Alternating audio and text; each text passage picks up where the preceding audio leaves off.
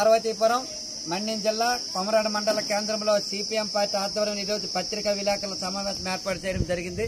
దీనికి సంబంధించి కొమరాడ మండలానికి సంబంధించి రాజలక్ష్మీపురం వద్ద ఇప్పుడు నేటికి 47 సంవత్సరాలు అవుతుంది జంజావతి ప్రాజెక్టు ప్రారంభించి.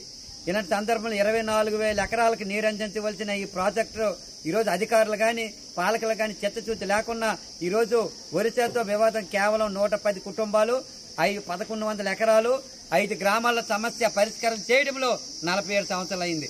అయితే ఇంకోటి ఏంటంటే ఒరిస్సా ప్రభుత్వం ఒకవైపు ఒరిస్సా ప్రభుత్వం వివాదం ఉన్నప్పటికీ కూడా 24,000 ఎకరాలు నీరు అందించవలసిన పరిస్థితి కూడా ఇక్కడ ఉంది.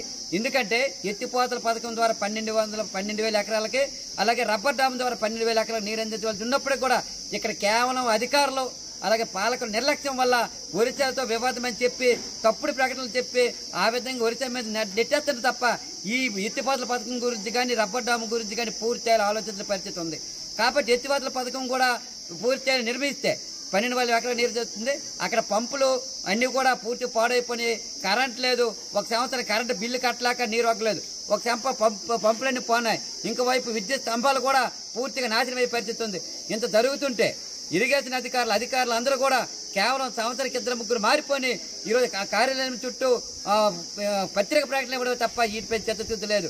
రబ్బర్ డాములు కూడా 12,000 ఎకరాలు నీరు అందించినప్పుడు కూడా చెత్త చెదారం కాలువలు పూర్తి నింకిపోయిన వాళ్ళు కేవలం 500 ఎకరాలకు నీరు అందిన పరిస్థితి ఉంది.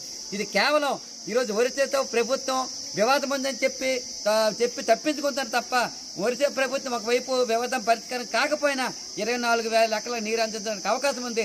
ఆ దిశగా పాలకులు గాని అధికారులు గాని ఈరోజు ఆలోచించాలని చెప్పి తెలియజేస్తున్నాం. అలాగే కూటమి ప్రభుత్వం వచ్చి మొదట్లోన తెలుగుదేశం జనసేన బీజేపీ పార్టీ నాయకులు మంచి ఉత్సాహంతో ఇదిగో ఈ జంజావతిని పూర్తి చేస్తామని జంజావతిలో మీటింగ్ పెట్టారు. ఆ మీటింగ్ సారా మేటైందో తెలియదు.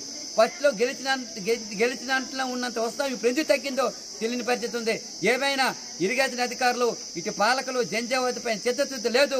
ఇప్పటికైనా ఈ ఎత్తిపోతల పథకం ద్వారా రబ్బర్ డ్యామ్ ద్వారా 24,000 ఎకరాలకు నీరు అందించే విధంగా ప్రత్యేక చర్యలు చేపట్టాలి. అదే దిశగా ఒరిస్సాతో కూడా వివాదం కూడా పరిష్కారం చేసే విధంగా అటు పాలకులు ఇటు అధికారులు ఆలోచించాలని చెప్పి మేము సిపిఎం పార్టీ ఆధ్వర్యంలో అధికారులకి రాష్ట్ర ప్రభుత్వానికి విన్నవించుకుంటున్నాం.